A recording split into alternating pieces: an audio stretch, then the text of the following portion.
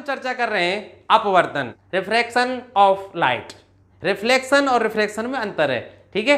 तो जैसा आप लोग जानते हैं अपवर्तन एक बहुत ही महत्वपूर्ण टॉपिक है जो कक्षा 10 के लिए, कक्षा 12 के लिए, सभी कॉम्पिटिटिव एग्जाम के लिए, चाहे वो रेलवे का हो, चाहे आपका रीट हो, लेक्चरर ग्रेड का हो, अधिकतर जहां विज्ञान या सामान्य विज्ञान आपके विषय के रूप में, वहां इससे प्रश्न अवश्य आता है। तो आज मैं पूरा प्रयास करूंगा कि कक्षा 10 के स्तर का, कक्षा 12 के स्तर का और कॉम्पिटिटिव एग्जाम के स्तर का सब कुछ अपवर्तन के बारे में आपको बता दिया जाए। शर्त यही रहेगी आप मेरा पूरा वीडियो देखिए और पूरा वीडियो देखने के पश्चात आप स्वयं कमेंट में लिखोगे, ऐसा मेरा विश्वास है कि हाँ सर अब काम हो गया। और वीडियो के समापन जब आएगा तो मैं कुछ प्रतियोगी परीक्षा में आए हुए बहुत महत्वपूर्ण प्रश्नों को भी आपको बताने का पूरा प्रयास करूंगा, तो बने रहिए मेरे साथ। तो हम शुरुआत करते हैं अपवर्तन की परिभाषा से।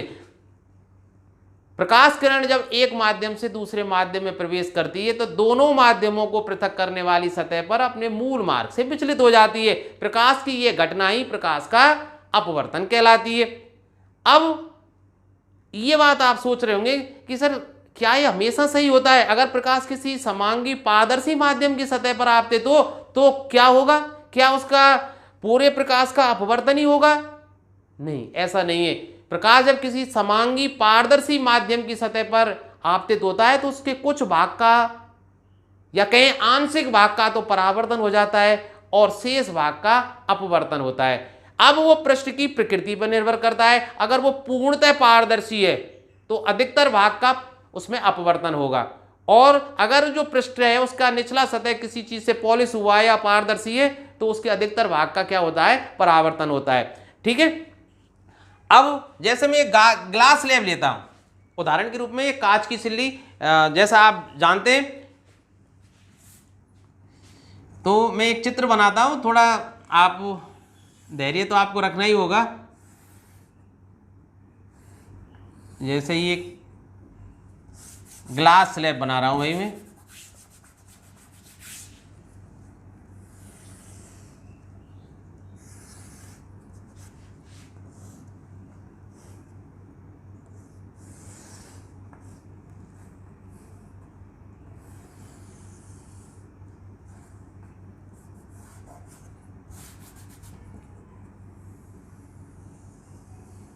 ये ग्लास स्लैब है भाई।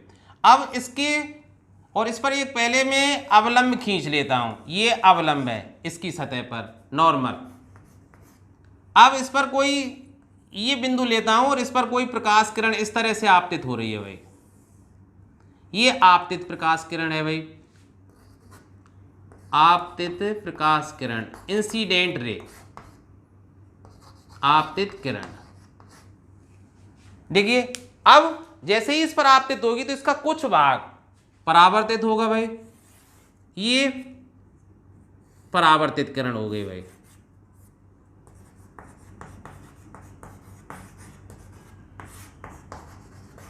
और प्रकाश का जो शेष भाग है वो अपवर्तित होता है इस तरह से, तो ये जो किरण है वो अपवर्तित हो गई भाई।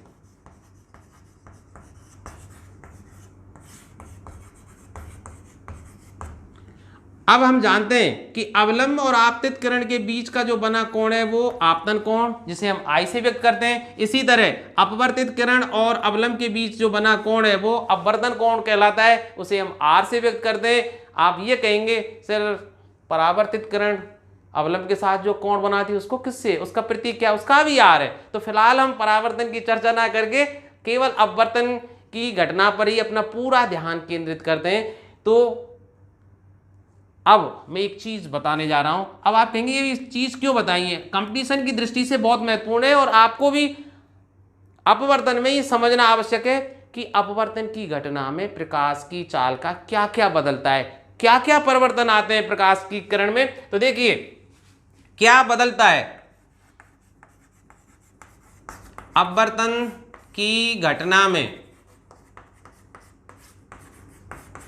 नंबर 1, प्रकाश का वेग,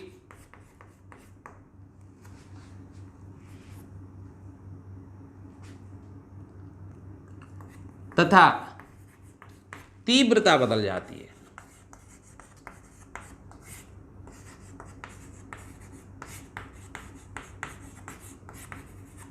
अब आप कहेंगे सर ये क्यों बदल जाती है? भाई देखिए, मैंने बात क्या की थी कि प्रकाश जब एक माध्यम से दूसरे माध्यम में प्रवेश करता है तो दोनों माध्यमों को पृथक करने वाली सतह पर अपने मार्ग से विचलित होता है। अब देखिए, इस कांच की सिल्ली, ये कांच क्या है? सघन माध्यम है। और ऊपर क्या है? वायु। वायु क्या है? विरल माध्यम है। अब प्रकाश का जो वेग है वो सर्वाधिक कहां होता है? निर्वात में होता है। तो प्रकाश जैसे ही निर्वात से सघन माध्यम अर्थात कांच, जिसमें जो परमाणु है वो बहुत नजदीक है, सघन व्यवस्था है, उसमें प्रवेश करता है तो उसका वेग कम हो जाता है। और प्रकाश के वेग कम होने के कारण ही वो अपने मूल मार्ग, ये सीधी प्रकाश किरण आ रही, वो जानी इस तरह से चाहिए थी, इस तरह से ना जाके अपने मूल मार्ग से इस तरह से विचलित हो जाता है। ठीक है, आप भी सोचिए ना, यदि आप किसी सड़क पर तेजी से दौड़ते हुए जा रहे हैं, अचानक मार्ग में कीचड़ आ जाए तो आपका वेग कम होगा और आप अपने मूल मार्ग से विचलित भी होंगे। यही घटना प्रकाश के साथ होती है कि जैसे ही वो विरल से सघन में प्रवेश करता है तो अपने मूल मार्ग से विचलित होता है। बाद में बताऊंगा मैं थोड़ा कि वो किस तरह से अवलंब की ओर झुकता है, अवलंब से दूर जाता है। अभी आप थोड़ा बने रहे। तो देखिए भाई, तो क्या परिवर्तित होता है? वेग। अगर विरल माध्यम से सघन में आ रहा है तो वेग में कमी आएगी, और सघन से विरल में जाएगा तो उसके वेग में वृद्धि हो जाएगी। ऑटोमेटिक प्रक्रिया है, ये मत सोचना सर सघन में तो धीमे चल रहा है, विरल में ऑटोमेटिक। कौन सा एक्सीलरेटर आपने लगा दिया कि उसका वेग अपने आप बढ़ गया? ठीक है, ये स्वतः प्रक्रिया है। दूसरा, तीव्रता बदल जाती है। तीव्रता कैसे बदल जाती है भाई? आप देखिए, जैसे ही प्रकाश किसी पारदर्शी माध्यम की सतह पर आपतित हुआ, उसके आंशिक भाग का, कुछ भाग का परावर्तन हो गया और कुछ शेष भाग जो रहा उसका अपवर्तन हुआ। तो आप सोचिए, कुछ भाग तो परावर्तित हो गया ना, उसकी तीव्रता का कुछ भाग तो ऊपर ही चला गया, उसी माध्यम में वापस लौट गया जिस माध्यम से वो आ रहा था। बचे शेष भाग का ही तो अपवर्तन हुआ है। सीधी सी बात है, शेष बचे हुए प्रकाश की तीव्रता पहले प्रकाश की तीव्रता से कैसी होगी? कम। इसका मतलब अपवर्तन की घटना में तीव्रता बदल जाती है। बात ही समझ में? क्या नहीं बदलता है? अब बात करते हैं। तो नंबर 2, प्रकाश, आपतित प्रकाश की आवृत्ति।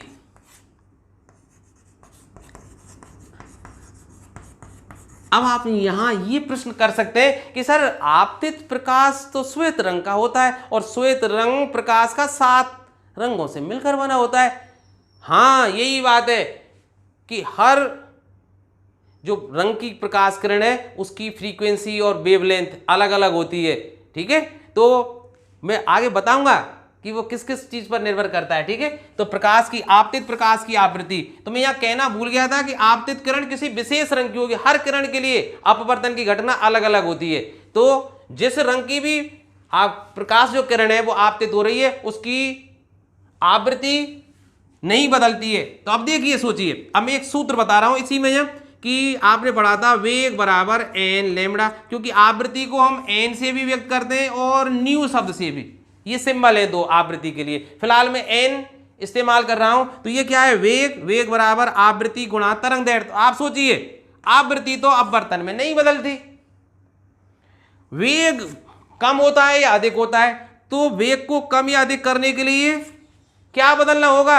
आपतित प्रकाश की तरंग दैर्घ्य को। तो सीधी सी बात है, प्रकाश का वेग बदलता है, तीव्रता बदलती है, और क्या बदलता है? तरंग दैर्घ्य। तरंग दैर्घ्य क्यों बदलती है? क्योंकि आवृत्ति स्थिर रहती है। तो वेग जब कम होगा तो तरंग दैर्घ्य भी कम होना होगा उसका। ठीक है, तो आवृत्ति और कला, आवृत्ति और कला अपरिवर्तित रहती है भाई, ध्यान रखना इस बात को।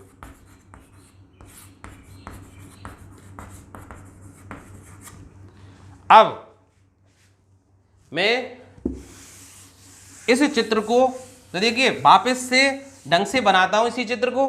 ठीक है, और फिर मैं आपको जो अपवर्तन हुआ है उसका कारण भी बताऊंगा, अपवर्तन के नियम भी बताऊंगा, और वो बहुत कुछ बताऊंगा जो आपको आना चाहिए। तो मैं बोर्ड साफ कर लेता हूं, तब तक आप धैर्य रखें। तो देखिए, अपवर्तन की इस घटना को समझने के लिए आपको एक कांच की सिल्ली लेनी होगी और जैसा मैं कह रहा हूं ऐसा आपको मेरे साथ करना होगा। आप आराम से इसको घर पर कर सकते हैं, 50-60 रुपए की किसी बुक सेलर के यहाँ ये मिल जाएगी। तो आप क्या करेंगे, सफ़ेद कागज़ लीजिए और इस तरह से सफ़ेद कागज़ पर इसको रखकर इसकी बाउंड्री बना लीजिए इस तरह से। ठीक है, अब मैं मान लेता हूँ इसकी ये बाउंड्री बन गई भाई। अब मैं थोड़ा सा इसको बड़ा बना रहा हूँ, जैसा आप देख रहे हैं इतनी बड़ी बाउंड ये नहीं है, पर मैं क्योंकि चित्र में मुझे कई चीज़ें आपको समझानी है, ठीक है, तो इसलिए मैं बड़ी बना रहा हूं। आपको केवल क्या करना है, सफ़ेद कागज़ पर इसको रखना है और इसके चारों ओर पेंसिल फेर कर इसकी बाउंड्री बना लेना है। फिर यहाँ किसी एक बिंदु पर अवलंब खींच देना है। अवलंब के लिए आप चाहे इस के समांतर रेखा खींच सकते हैं या चांदी की सहायता से अवलंब बना सकते हैं। फिर इस बिंदु पर ये जो अवलंब है इस पर कोई 30 का, 40 का, 45 का, 50, 55, 60 डिग्री का, मतलब 30 से 60 के बीच कोई भी कोण बना दीजिए। तो जैसे इस तरह से कोई कोण मैंने बना दिया इस पर यहाँ, ठीक है, और इस पर 2 आलपिन इस तरह से लगा दीजिए, 2 आलपिन इस तरह से। अब ये आलपिन क्या करेंगी, एक प्रकाश स्रोत की तरह कार्य करेंगी। इनसे जो प्रकाश किरणें चल रही हैं उनको हम इधर की साइड से देखेंगे। अब क्या करेंगे, 2 आलपिन लगाने के पश्चात इस तरह से 2 आलपिन लगी हुई हैं और अब कांच की सिल्ली को वापस रखेंगे और तो देखिए कांच की सिल्ली के किस पृष्ठ पर आपतित हो रही है, इस पृष्ठ पर ये प्रकाश किरणें आपतित, जो 2 आलपिन लगी हुई है ना इस तरह से, तो आलपिन से निकलने वाली प्रकाश किरणें इस पृष्ठ पर, देखिए ध्यान से, इस पृष्ठ पर आपतित हो रही हैं। अब हम क्या करेंगे, इधर की साइड से इस पृष्ठ से इनको देखेंगे और जो आलपिन इधर दिख रही हैं उनकी दिशा में 2 आलपिन और लगा देंगे इस तरह से। फिर कांच की सिल्ली को हटा दीजिए और इन जो निशान आपने लगाए थे, ठीक है, उनको मिलाते हुए एक रेखा खींच दीजिए, वो निर्गत किरण होगी। ठीक है, तो मैं अब यहाँ एक अवलंब चलो इस तरह से बना ही देता हूं मैं इनको खींचते हुए, ठीक है, तो ये निर्गत किरण हुई, इमर्जेंट रे। अब कितने कोण पर हुई उसके लिए फिर अवलंब की जरूरत होगी। तो ये अवलंब N1 था, ये अवलंब N2 मान लिया मैंने, ठीक है, और ये एंगल मान लिया E। अब आप कहेंगे सर आपतित किरण हुई, ये तो आपतित किरण है, क्योंकि कहां से आपतित किरण, क्यों कि प्रकाश किरणें आलपिनों से निकलकर कहां आ रही है, कांच की सिल्ली पर, तो ये आपतित किरण हुई। और आपतित किरण और अवलंब के बीच का जो कोण होता है वो आपतन कोण होता है, तो ये आपतन कोण, ठीक है। और अब आप कहेंगे अपवर्तित किरण कहां है, किरण कौन सी अपवर्तित हुई, वो तो है ही नहीं। तो अपवर्तित किरण के लिए देखिए मैं कुछ बिंदु लिख देता हूं। देखिए आपतित किरण को मैं PQ से व्यक्त कर दूं तो, और निर्गत किरण को मैं RS से व्यक्त कर दूं तो Q और R को मिला दीजिए आप इस तरह से, ये क्या हुई, अपवर्तित किरण। ठीक है, QR को आप मिलाएंगे तो ये क्या कहलाएगी, अपवर्तित किरण। देखिए मैं इसको यहां लिख देता हूं, रिफ्रैक्टेड रे, अपवर्तित किरण।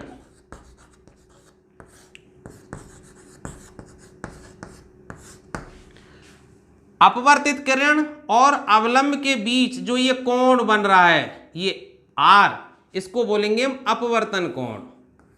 ये क्या है भाई, यही लिख देता हूं, चलिए, अपवर्तन कोण।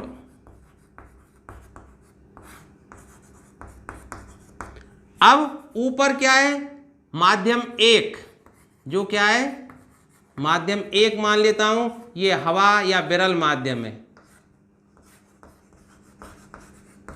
ठीक है भाई। ये माध्यम 2 है, अर्थात कांच है, और माध्यम 2 क्या है, सघन है। तो आप अब देखिए कि जब प्रकाश किरण विरल माध्यम से अर्थात हवा से कांच की सतह के बिंदु Q पर आपतित हुई तो दोनों माध्यमों को पृथक करने वाली ये सतह, चलो कांच की सिल्ली का भी नाम मैं ABCD रख देता हूं। तो जैसे ही प्रकाश किरण PQ कांच की सिल्ली या ग्लास स्लैब AB जो है उसके पृष्ठ पर आपतित हो रही है, तो Q बिंदु पर ये अपने मूल मार्ग से विचलित हो गई। इसका मूल मार्ग क्या था भाई? ये मूल मार्ग था, इस तरह से ये मूल मार्ग था, जाना इसे इस रास्ते से चाहिए था, लेकिन ये अपने मूल मार्ग से विचलित हुई और विचलित होती हुई अपवर्तित हुई। जैसे ही बिंदु R पर आती है फिर माध्यम बदल रहा है। देखिए कांच सघन है, फिर विरल माध्यम में आ रही है, तो जैसे ही सघन से विरल में आई अवलंब से दूर हटती हुई निकल गई। तो आप देख रहे हैं ना कि प्रकाश किरण जैसे ही विरल माध्यम से सघन माध्यम में प्रवेश करती है अवलंब की ओर झुकती हुई अपवर्तित होती है। और R बिंदु पर देखिए जैसे ही सघन माध्यम से विरल माध्यम की ओर जाती है तो वो अवलंब से दूर हटती हुई निकलती है। तो कांच की सिल्ली में प्रकाश किरण ने प्रवेश किया और निकली, तब तक कितनी बार अपवर्तन हुआ? 2 बार। ये प्रश्न कई बार प्रतियोगी परीक्षाओं में पूछा गया है। ये कांच स्लैब से जैसे ही प्रकाश किरण प्रवेश करती है और बाहर निकलती है तो उसका कितनी बार अपवर्तन होता है? 2 बार। अब देखिए, अब सीधे सीधे मैं आता हूं किस बात पर? अपवर्तन के नियम। तो बहुत महत्वपूर्ण है भाई, ध्यान से समझिए इसको। अपवर्तन के नियम। पहला नियम भाई देखिए, आपतित किरण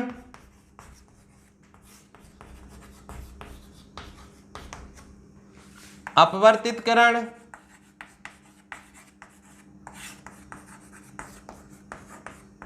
एवं अविलंब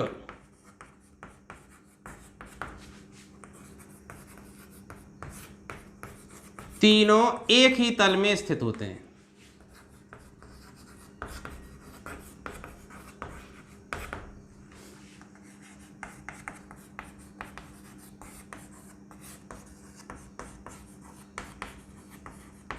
अब सोचिए, अब इसको समझने का प्रयास कीजिए भाई, ढंग से समझिए।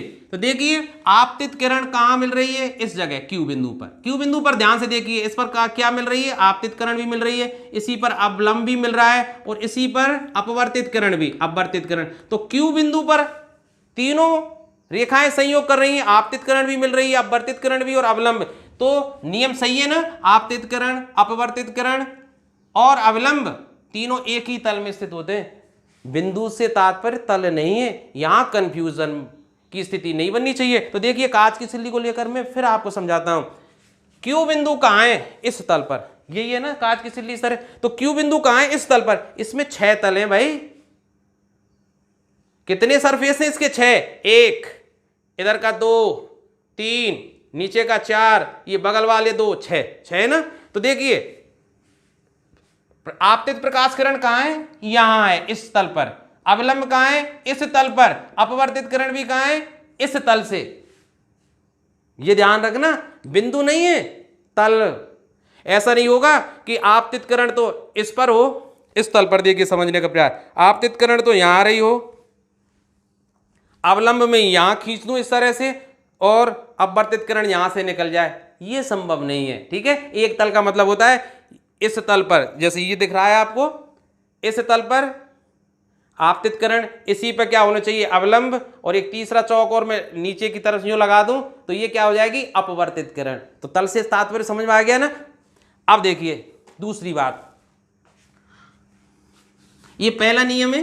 दूसरा नियम, आपतन कोण की साइन। और साइन को हिंदी में बोलते हैं ज्या। ठीक है, आपतन कोण को व्यक्त कर रहे हैं आई से, इसलिए आपतन कोण की ज्या, इसका मतलब साइन आई तथा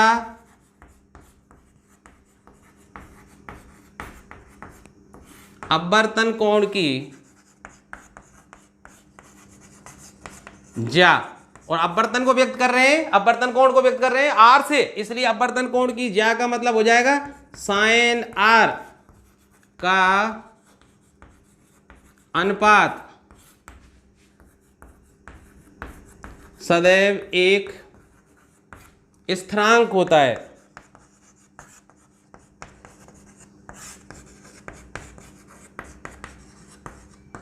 जिसे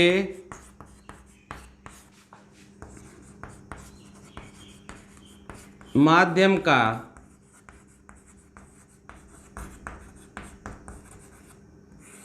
अपवर्तनांक कहते हैं। अब इस बात को धैर्य से समझ लें भाई। देखिए इस प्रयोग को चलो मैं करके आपको वीडियो भी इसी प्रैक्टिकल के साथ अटैच कर दूंगा, मतलब जो मैं पढ़ा रहा हूं ना इसी के साथ अटैच कर दूंगा अंत में, तो आप थोड़ा ध्यान से सुने। देखिए मैंने क्या किया था, यहां कोई मैंने बोला था ना कोई विशेष आपतन कोण बनाया था। जैसे मान लेता हूं पहले मैंने 40 डिग्री का कोण बनाया, ठीक है, और उसके लिए निर्गत किरण 2 आलपिन लगा के प्राप्त की। इस किरण आरेख चित्र को पूरा किया और इस आर को मैंने माप लिया। तो देखिए साइन आई के लिए कितना लिखा था मैंने 40 बटे, और साइन आर को माप लिया तो 40 के लिए लगभग आता है जैसे 25 या 26 के लगभग, तो साइन 25 हम प्रयोग करके आपको बताएंगे तो आपको पता ही लग जाएगा कि अगर आपतन कोण 40 का रखते हैं तो जो अपवर्तन कोण है वो लगभग 25 या 26 का आता है। साइन 40 के मान में साइन 25 का भाग दें। अब आप कहेंगे सर साइन 40 का मान तो जानते नहीं। अरे आपकी प्रैक्टिकल की किताब में या विज्ञान की जितनी भी किताबें होती हैं उसमें लॉग टेबल के साथ साथ लॉग की सारणी होती है, साइन कोस और टेन की सारणी भी लगी होती है, उसमें से आसानी से आप देख लें, या फिर साइंटिफिक कैलकुलेटर अपने मोबाइल में डाउनलोड कर लें। उन सब ज्यादातर कैलकुलेटर में तो आ ही रहा है। तो साइन 40 का मान देख लें और साइन 25 का मान देख लें। साइन 40 में साइन 25 का भाग देंगे तो वो लगभग 1.5 के आएगा, जो क्या है कांच का। सिल्ली किसकी है? कांच की, कांच का अपवर्तनांक है। अब आप कहें सर ये तो एक बार आ गया, फिर आप करिए ना दूसरा। अब आप 50 का कर दीजिए आपतन कोण को, फिर इसको नाप लीजिए। तो साइन अगर 50 में अब उस समय आता है लगभग वो 30 या 29 का, तो साइन 30 का जब भाग देंगे तो वो भी 1.5 के लगभग आता है। इसका मतलब आप कोई भी आपतन कोण रखिए, 45 का रखिए, फिर उसके लिए अपवर्तन कोण ज्ञात कीजिए, और उसमें अगर साइन आपतन कोण मतलब आपतन कोण की साइन में अगर अपवर्तन कोण की साइन का भाग देंगे तो हमेशा एक स्थिर संख्या प्राप्त होती है जो उस माध्यम का अपवर्तनांक कहलाता है। अब माध्यम के रूप में हम क्या प्रयुक्त कर रहे हैं? कांच की सिल्ली। पानी के लिए अलग आएगा ना, हीरे के लिए अलग आएगा, अलग अलग पदार्थों के लिए अलग अलग आएगा। तो कांच के लिए वो हर बार कितना आएगा? 1.5 आएगा, ठीक है। जो ये क्या है? कांच का अपवर्तनांक। अपवर्तनांकों में बहुत अच्छे ढंग से समझाऊंगा क्योंकि इससे प्रश्न बहुत ज्यादा आते हैं भाई। आप चिंता ना करें, पूरा वीडियो देखिए, आपको हर बात समझ में आएगी। अभी आपको ऐसा लग रहा होगा ये अपवर्तनांक है क्या, ठीक है, कैसे पदार्थों का कैसे कैसे निकालते हैं, है ना, निरपेक्ष क्या होता है, एब्सोल्यूट आपने पूछेंगे, अपेक्षिक अपवर्तनांक, ये बहुत से शब्द आपने सुने होंगे पर आज आपको समझ में भी आ जाएंगे। तो देखिए उसी बात पे आता हूं कि आपतन कोण की साइन और अपवर्तन कोण की साइन का अनुपात सदैव एक स्थिरांक होता है जिसे माध्यम का अपवर्तनांक कहते हैं, ठीक है। और इसको अगर मैं गणितीय रूप में व्यक्त करूं तो sine I upon sine R जो स्थिरांक होता है उसको मैं म्यू नाम दे देता हूं, ठीक है। तो ये क्या है? म्यू, ठीक है। और म्यू किसका सिंबल है, किसका प्रतीक है? माध्यम के अपवर्तनांक का। अगर आप एनसीईआरटी की किताब पढ़ेंगे तो उसमें माध्यम का अपवर्तनांक n, ठीक है। तो दोनों ही सिंबल, दोनों ही प्रतीक माध्यम के अपवर्तनांक के लिए प्रयुक्त किए जाते हैं।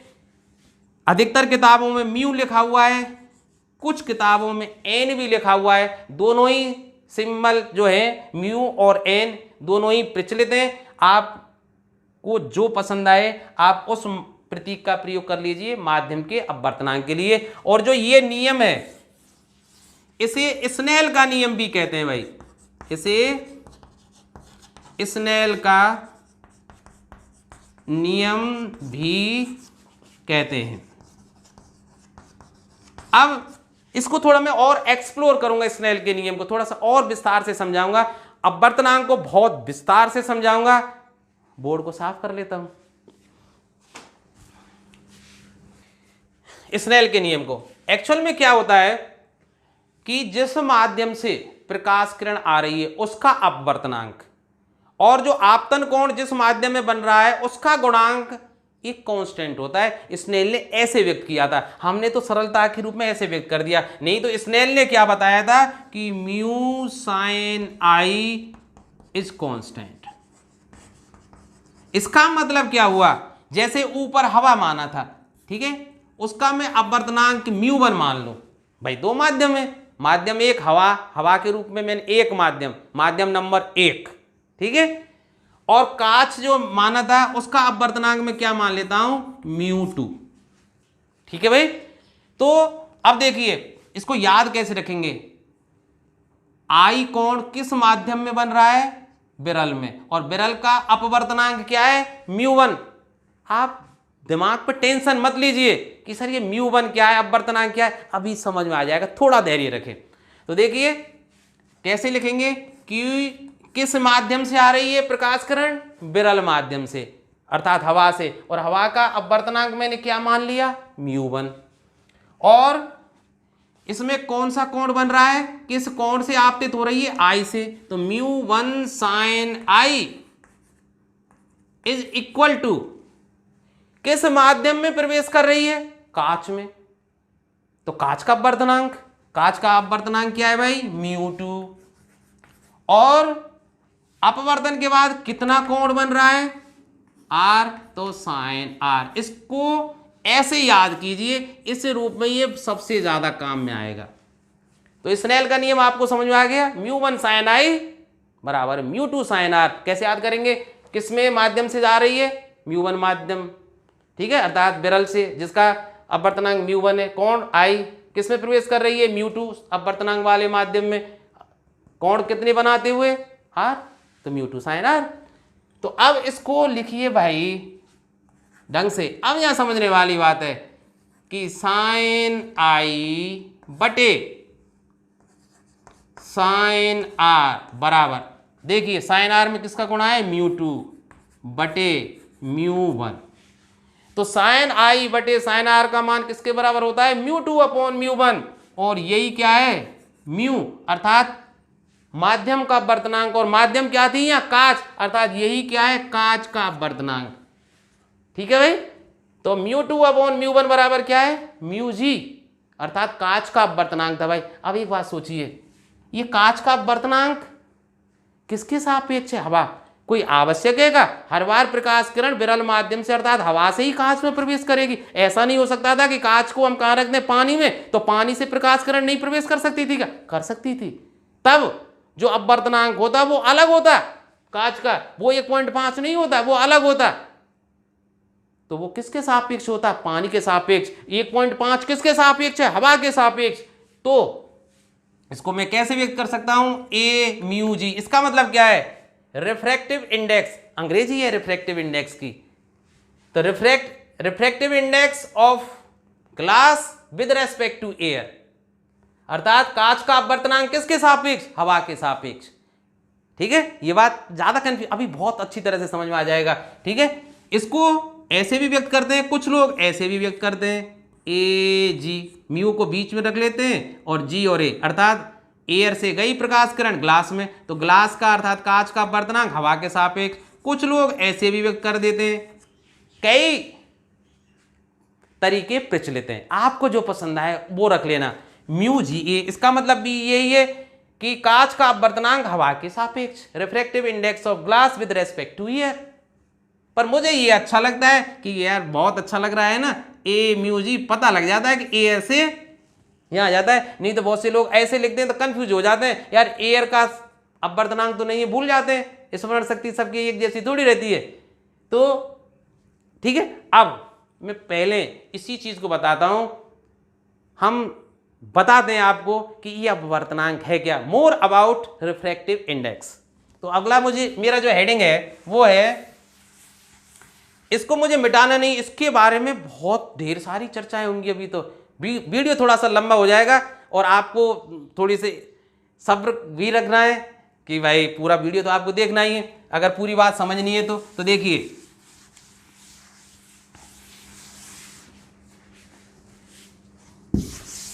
कुछ बातें अपवर्तनांक के बारे में।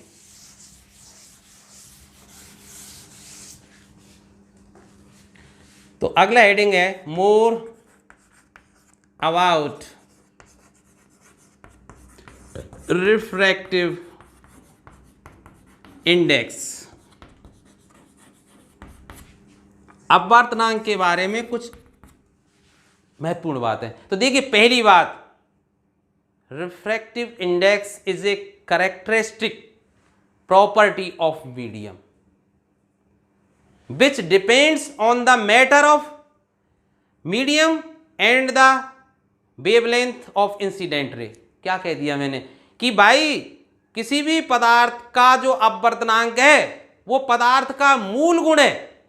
पदार्थ का क्या है? मूल गुण है, जो पदार्थ की प्रकृति पर निर्भर करता है कि पदार्थ किस पदार्थ का बना हुआ है। अर्थात कोई ग्लास है तो उसका अपवर्तनांक अलग होगा, पानी का अपवर्तनांक अलग होगा, मिट्टी के तेल का अलग होगा, डीजल का अपवर्तनांक अलग होगा, टर्पेंटाइन का अलग होगा, हीरे का अलग होगा, हर पदार्थ का, ग्लिसरीन का अलग होगा। हर पदार्थ की प्रकृति अलग अलग है तो उसका अपवर्तनांक भी अलग अलग होता है, क्योंकि उनकी आणविक व्यवस्थाएं अलग अलग होती हैं। किसी में परमाणु सघन है, किसी में दूर दूर है, तो प्रकाश के वेग को उतना ही वो कम या अधिक करेंगे। सीधी सी बात है ना। तो भाई सबसे पहली विशेषता क्या हुई भाई कि जो अपवर्तनांक है किसी माध्यम का, अब चूंकि हिंदी मीडियम है इसलिए मैं हिंदी मीडियम में ही लिख रहा हूं भाई, अपवर्तनांक पदार्थ का मूल गुण है, का मूल गुण है या मूल प्रवृत्ति है भाई, जो पदार्थ की प्रकृति, मतलब जिस चीज का बना हुआ है प्रकृति पर निर्भर करता है, पदार्थ के ताप पर या भौतिक अवस्था, ताप का मतलब क्या है? भौतिक अवस्था पर भी निर्भर करता है। अब आप कहेंगे सर ये भौतिक अवस्था क्या है? अरे अपने आप ही देखिए ना, अगर पानी को बहुत ज्यादा गर्म कर दिया जाए तो उसके जो परमाणु है दूर दूर हो जाएंगे। हवा बहुत ज्यादा गर्म हो जाए तो उसके जो परमाणु यानी गैसों के जो परमाणु है दूर दूर हो जाएंगे, तो वो एज ए विरल माध्यम की तरह कार्य करने लग जाएंगे। तो ताप पर भी निर्भर करता है ये कौन? अपवर्तनांक का मान। तथा हाँ भाई, तथा आपतित प्रकाश की तरंग दैर्ध्य पर निर्भर करता है। तरंग दैर्ध्य मतलब लैम्बडा पर निर्भर करता है।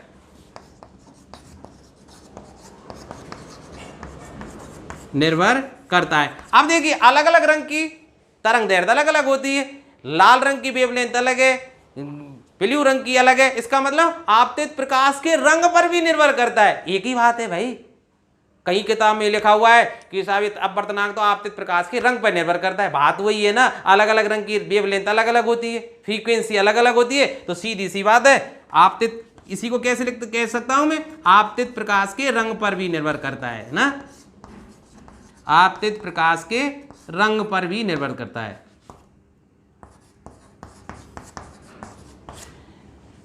ठीक है, तो अब आपको समझ में थोड़ा थोड़ा आया होगा कि आप जो है ना अपवर्तनांक, ये क्या है? पदार्थ का मूल गुण होता है। अर्थात अब जो पदार्थ है उसकी प्रकृति कैसी है, उसकी आणविक व्यवस्था कैसी है, उसका टेम्परेचर कितना है और उस पर किस रंग का प्रकाश आपतित हो रहा है, इन सब बातों पर निर्भर करेगा कि उसका अपवर्तनांक कितना है। पर इसकी परिभाषा कहाँ है? चलो इसकी परिभाषा भी मैं आपको बता देता हूं। तो इस अपवर्तनांक को परिभाषित कैसे किया जाता है, अभी मैं इसको नहीं मिटा रहा हूं, आप समझ ही रहे होंगे कि अभी इससे काम पढ़ना है। ठीक है, तो मैं नीचे वाली चीज को मिटा रहा हूं भाई कि अपवर्तनांक को परिभाषित कैसे किया जाता है, इसकी परिभाषा क्या है।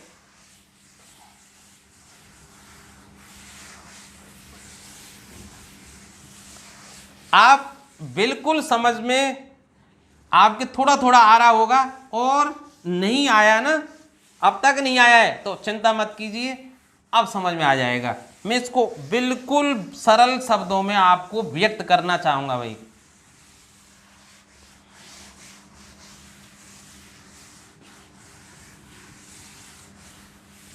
तो देखिए अपवर्तनांक को कैसे व्यक्त किया जाता है या परिभाषित किया जाता है। अपवर्तनांक, किसी पदार्थ का अपवर्तनांक म्यू,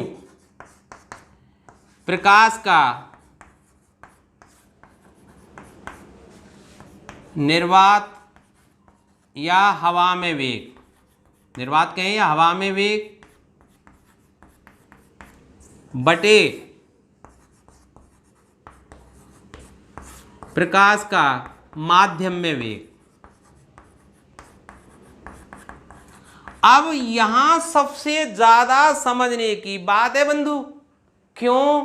तो देखिए अब सुनो ध्यान से। मैंने थोड़ी देर पहले बताया था कि प्रकाश का अधिकतम वेग कहां होता है? निर्वात में, और उसकी वैल्यू आपको पता ही है 3 × 10⁸ मीटर प्रति सेकंड। प्रकाश का वेग हवा में या निर्वात में कितना होता है? 3 लाख किलोमीटर प्रति घंटा, अर्थात 3 × 10⁸ मीटर प्रति सेकंड। और यूनिवर्स में एक बात और बताना चाहूंगा, फास्टेस्ट वैल्यू है, अर्थात किसी भी कण की, किसी भी वस्तु की हवाई जहाज, तो ये बहुत छोटी सी बात है, किसी भी वस्तु की जो स्पीड है, उसका वेग है, वो इससे ज्यादा नहीं हो सकता। 3 × 10⁸ मीटर प्रति सेकंड से ज्यादा नहीं हो सकता। इसका मतलब लाइट इज द फास्टेस्ट, इससे ज्यादा कोई तेज नहीं है। पर इसका वेग अधिकतम कहां होता है? निर्वात में ही होता है। सघन माध्यम, कांच में जाए, पानी में जाए, ग्लिसरीन में जाए, इसका वेग कम हो जाता है। सोचिए, प्रकाश का वेग निर्वात और हवा में, इसको किससे व्यक्त करते हैं? सी से। ठीक है, सी स्पेशल सिंबल है, कैपिटल सी इस्तेमाल किया जाता है कूलाम के लिए, है ना? फर्स्ट चैप्टर में जो पढ़ रहे हैं, ये स्मॉल सी है। ये किसका प्रतीक है भाई? Speed of light. तो speed of light in vacuum upon speed of light in the medium, प्रकाश का माध्यम में वेग, जिस माध्यम की बात कर रहे हैं, कांच की कह रहे हैं, तो कांच में प्रकाश का वेग कितना है? तो इसको मैं व्यक्त कर देता हूं Vm से। तो इसको μm, अर्थात refractive index of particular matter, या तो वो किसके बराबर होगा? Speed of light in vacuum upon speed of light in the medium, C/Vm। इसलिए C हमेशा Vm से ज्यादा रहेगा, और जब C Vm से ज्यादा रहेगा तो इसका जो अनुपात है वो हमेशा 1 से ज्यादा रहेगा। इसका मतलब किसी भी माध्यम का जो अपवर्तनांक है वो हमेशा 1 से ज्यादा होता है। अब निर्वात का अपवर्तनांक 1 माना जाता है। क्यों माना जाता है? कि अगर मैं निर्वात का अपवर्तनांक निकालूंगा तो कैसे कहेंगे? प्रकाश का निर्वात में वेग बटे प्रकाश का माध्यम की जगह फिर निर्वात लिखूंगा, तो निर्वात में वेग बटे निर्वात में वेग बराबर 1। ठीक है, हवा का जो अपवर्तनांक है, ठीक है, μA, वो होता है 1.00003, जो लगभग 1 के बराबर है। इसलिए हवा और निर्वात दोनों का जो अपवर्तनांक है वो 1 माना जाता है। अन्य सभी जो पदार्थ हैं उनका अपवर्तनांक क्या माना जाता है? 1 से ज्यादा। माना नहीं, होता है, जो अलग अलग विधियों से निकाला जाता है। तो सबसे ध्यान रखना, सबसे कम किसका होता है? हवा या निर्वात का, और सबसे अधिक होता है हीरे का, और वो होता है 2.42 के लगभग। ठीक है, तो सबसे कम किसका है? ये मतलब प्रश्न कंपटीशन के लिए सबसे कम अपवर्तनांक किसका होता है? निर्वात का या हवा का, कुछ भी कह सकते हैं। सबसे अधिक किसका होता है? हीरे का। और बाकी के जो पदार्थ हैं उनका जो अपवर्तनांक है इनके बीच में होता है, जैसे पानी का 4/3, कांच का 3/2 अर्थात 1.5। अन्य पदार्थों के अपवर्तनांक भी हैं जो आपको याद नहीं करने, क्योंकि न्यूमेरिकल कोई आएगा तो उसमें दिया गया होगा। चलिए अब मैं एक बात और करता हूं कि किसी भी पदार्थ के जो मैं अपवर्तनांक की बात कर रहा हूं ना, ये क्या है? निरपेक्ष अपवर्तनांक है। तो निरपेक्ष अपवर्तनांक क्या होता है भाई? किसी भी पदार्थ का निरपेक्ष अपवर्तनांक, निरपेक्ष अपवर्तनांक। तो यहां मैंने जो लिख रखा है ना, प्रकाश का निर्वात में वेग, यही रहेगा, हवा वाली बात नहीं रहेगी। तो प्रकाश का निर्वात में वेग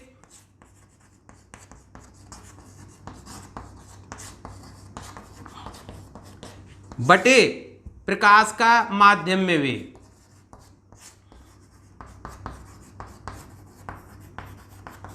माध्यम में वेग, तो C/V। अब देखिए ये बात आपको समझ में आ गई होगी कि जितने भी अपवर्तनांक है वो सब इसी के होते हैं। किसके? निरपेक्ष अपवर्तनांक के मान दिए गए होते हैं। जैसे कांच का अपवर्तनांक मैंने बताया था ना 1.5, तो वो कांच का निरपेक्ष अपवर्तनांक है। किसके सापेक्ष लिया गया है? हवा या निर्वात के। हवा या निर्वात का 1 होता है, और अन्य सभी पदार्थों का निरपेक्ष अपवर्तनांक 1 से अधिक होता है। ठीक, अब आगे बात चलते हैं। अब मैं बहुत महत्वपूर्ण चीज पर आता हूं, और मैं थोड़ा सा बोर्ड साफ कर लेता हूं, 1 सेकेंड। तो देखिए अब मैं एक दूसरी बात पे आता हूं और लिखता हूं एक चीज कि when light passes from medium 1, ठीक है। जैसे मैंने यहां एयर को माध्यम 1 माना है, इसी का उदाहरण दे रहा हूं, आप चिंता मत करो। तो when light passes from medium 1 to medium 2,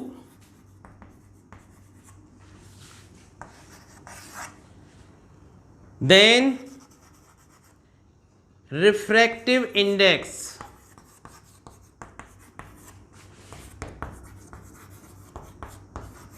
of medium 2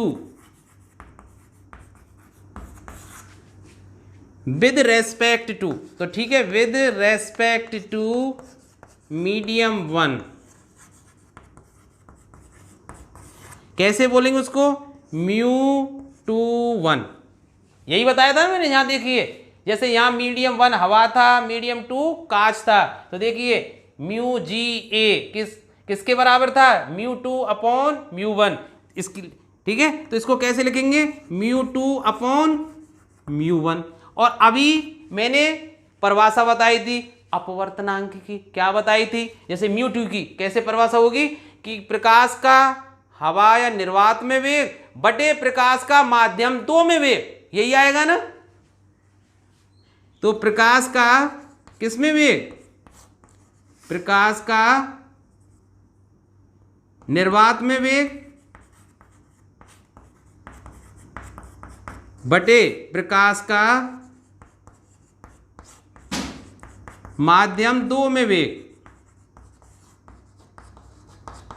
तो इसको कैसे लिख सकता हूं मैं, इसको कैसे लिखते कि C/V2 बटे, या यहां लिख देते हैं C/V2 और बटे ये पूरी लाइन का। अब μ1 की बात बताइए, μ1 क्या है, माध्यम 1 का अपवर्तनांक। तो माध्यम का अपवर्तनांक 1 का अपवर्तनांक भी वैसे ही लिखेंगे, कैसे लिखेंगे भाई, प्रकाश का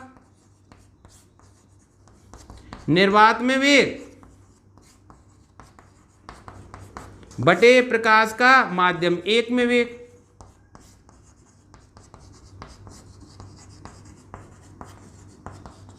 वो कैसे लिख जाएगा, C/V1। तो आप देखिए यहां कि C से C कैंसिल आउट हो जाएगा, यहां भी देखिए निर्वात में वेग से निर्वात में वेग कट जाएगा और ये ऊपर चला जाएगा, ये नीचे रह जाएगा। तो क्या हो जाएगा, V1 बटे V2। क्या हो जाएगा भाई कि अब देखिए यहां ध्यान से, इस बात को ध्यान से समझ लो कि माध्यम 2 का माध्यम 1 के सापेक्ष जब अपवर्तनांक निकालेंगे तो वो μ2/μ1, अर्थात जिसका हम निकाल रहे हैं वो ऊपर आएगा। जैसे कांच का अपवर्तनांक निकाल रहे हैं तो कांच का अपवर्तनांक ऊपर बटे हवा का अपवर्तनांक नीचे, बराबर क्या होगा, देखिए हवा में वेग V1 माना था, कांच में वेग क्या मान लेता हूं मैं, V2 माध्यम 2 में। इसका मतलब ये किसके बराबर हो जाएगा, V1/V2, अर्थात प्रकाश का कांच में वेग बटे प्रकाश का निर्वात में वेग। बात आ रही है समझ में, क्या निकाल रहा हूं मैं, देखिए 1μ2, अर्थात माध्यम 2 का माध्यम 1 के सापेक्ष अपवर्तनांक निकालेंगे तो वो होगा V1 बटे V2। इसी तरह आप मुझे बताइए भाई, मैं पूछूं कि μ2/1, अर्थात माध्यम, सॉरी ये तो वही हो गया, हाँ इसको मैं पूछूं आपसे कि माध्यम 1 का μ1/2, ठीक है, अर्थात माध्यम 1 का माध्यम 2 के सापेक्ष अपवर्तनांक निकालेंगे तो वो इसी तरह आ जाएगा ना। वो कैसे आएगा भाई, C/V1 बटे C/V2, अर्थात ये क्या हो जाएगा, V2/V1। ये कैसे भाई, ऐसे ही तो लिखेंगे भाई। इसको कैसे लिखते हैं हम, ऐसे ही तो लिखते μ1/μ2, माध्यम 1 का माध्यम 2 के सापेक्ष। यहां देखिए ना, कांच का हवा के सापेक्ष, तो 2 कांच और 1 हवा, तो देखिए क्या हो जाएगा, μ1 बटे μ2, और μ1 क्या है, वही प्रकाश का निर्वात में वेग बटे प्रकाश का माध्यम 1 में वेग बटे μ2, और बटे μ2 का मतलब वही प्रकाश का निर्वात में वेग बटे प्रकाश का माध्यम 2 में वेग। तो देखिए ये समीकरण 2। अब समीकरण 1 और 2 को देखिए भाई, तो मैं क्या कह सकता हूं कि 1μ2 इंटू 2μ1 बराबर, अगर मैं इनका गुणा करना चाहूं तो क्या होगा भाई, V1 बटे V2 into V2 upon V1 बराबर 1। ध्यान से सोचिए इसको, ये कितना आ गया भाई? 1 आ गया। क्या आ गया भाई? 1। इसको मैं यहां लिख देता हूं जिससे आपको ढंग से समझ में आ जाए। तो क्या आया भाई? μ2 1 अर्थात माध्यम 2 का 1 के सापेक्ष अपवर्तनांक गुणा माध्यम 1 का माध्यम 2 के सापेक्ष अपवर्तनांक, ये कितने के बराबर होता है? 1 के। इसका मतलब क्या हुआ? बहुत महत्वपूर्ण रिजल्ट है कि μ21 बराबर 1 अपॉन μ12। क्या मतलब हुआ? कि माध्यम 2 का 1 के सापेक्ष अपवर्तनांक किसके बराबर होता है? व्युत्क्रम के। किसके? माध्यम 1 का माध्यम 2 के अपवर्तनांक के। अब इसी बात को यहां समझिए। कैसे समझे भाई? पुनः मैं आपको ले चलता हूं अपने टॉपिक पर, रिफ्रैक्शन एट ग्लास स्लैब। अब आप कहेंगे सर इसको दोबारा क्यों समझा रहे हैं? मैं आज कई चीज़ों को रिपीट कर रहा हूं। इसका कारण ये है कि बहुत महत्वपूर्ण टॉपिक है और आप भूल नहीं जाएं, क्योंकि सरल चीज़ हमें ऐसा दिलाती है कि यार ये तो सरल है और हम ज़्यादा ध्यान नहीं देते हैं। इसको सरल ना समझें और समझने का प्रयास करें। मैं पुनः आपको इस पर लाता हूं। तो देखिए, अगर मैं स्नेल का नियम पॉइंट क्यू पर लगाऊं तो देखिए, एट पॉइंट क्यू, बिंदु क्यू पर क्या होगा भाई? स्नेल का नियम लगाइए। स्नेल का नियम क्या कहता था कि जिस माध्यम से प्रकाश किरण आई है उसका अपवर्तनांक, अब किस माध्यम से आ रही है? एयर से। एयर का अपवर्तनांक में क्या मान लेता हूं? μ1। ठीक है, तो देखिए μ1 या μa मान लेता हूं। चलिए, क्या मान लेता हूं? μa। तो एयर का μa और ग्लास जो ये सघन माध्यम है उसका μg मान लेता हूं। ठीक है भाई, तो देखिए μa साइन आई बराबर म्यू, और कहां जा रही है? μg में। ठीक है, किसने कोण के साथ? r के साथ। तो इसको कैसे लिखेंगे? μg sign r। तो इसे क्या लिख सकता हूं भाई कि sine I upon sign r बराबर क्या होगा भाई? μg upon μa।